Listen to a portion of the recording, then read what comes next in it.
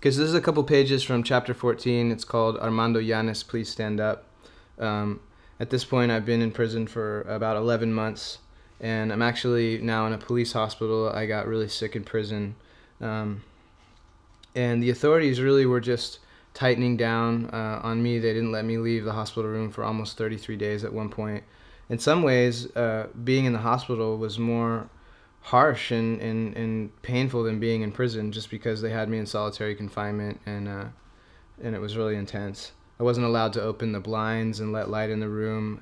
They were cutting off the electricity in my wing of the hospital for up to 9 hours a day.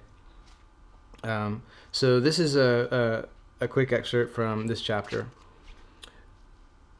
As the light of awakening inside me grew stronger that morning, events outside the hospital were opening tiny cracks in the darkness.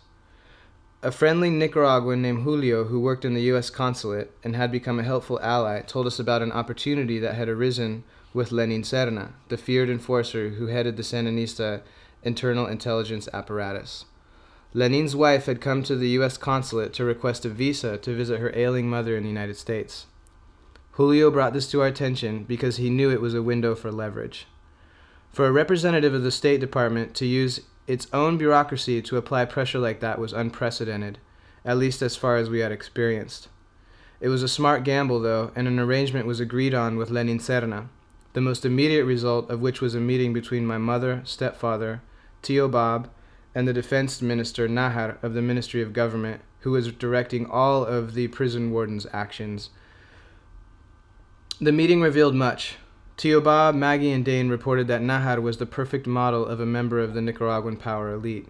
A high-ranking, very wealthy Sandinista, Nahar was sharply dressed, well-groomed, and carried himself with a relaxed authority.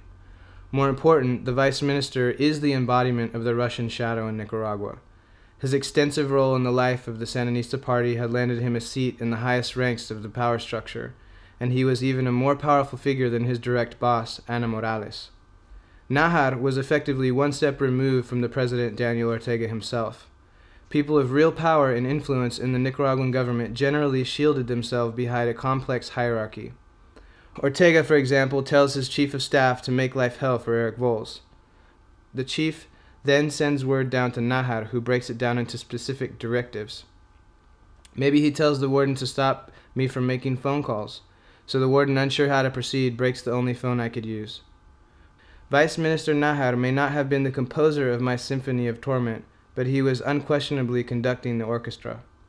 To have him come out in the open, as it were, to show himself and become personally involved with people representing me, meant the situation had become far too sensitive, too critical, to be left in the hands of less unexperienced underlings. Nahar wasn't cowed in any way by Bob Lady, and that alone was impressive, not to mention the fingers missing from his left hand. He began the meeting by taking out his record of my prison history, a thick binder that seemed professionally prepared, with the documents carefully arranged and separated by neat colored index tabs. They had logs for prison visits with the times of entry and exit of every visitor. Many of the visits were falsified, confirming that they were conscious about covering their tracks. But Nahar didn't really need the comprehensive documentation.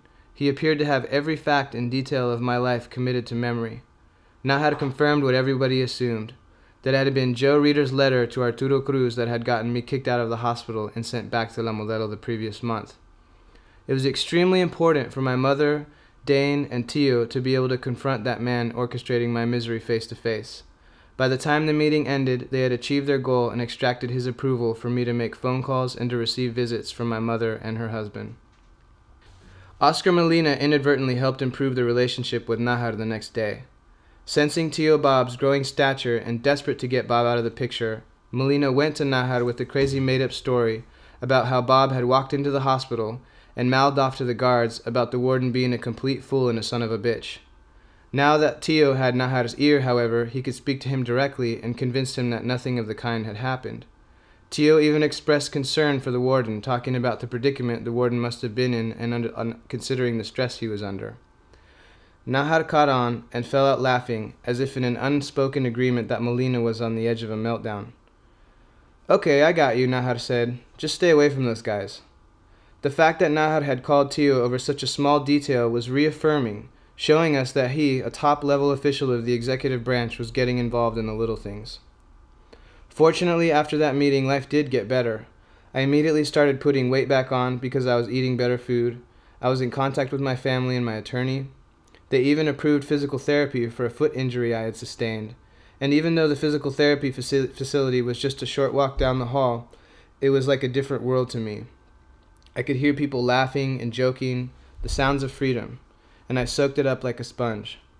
Pretty soon, I even got the doctor to grant me access to the hospital gym.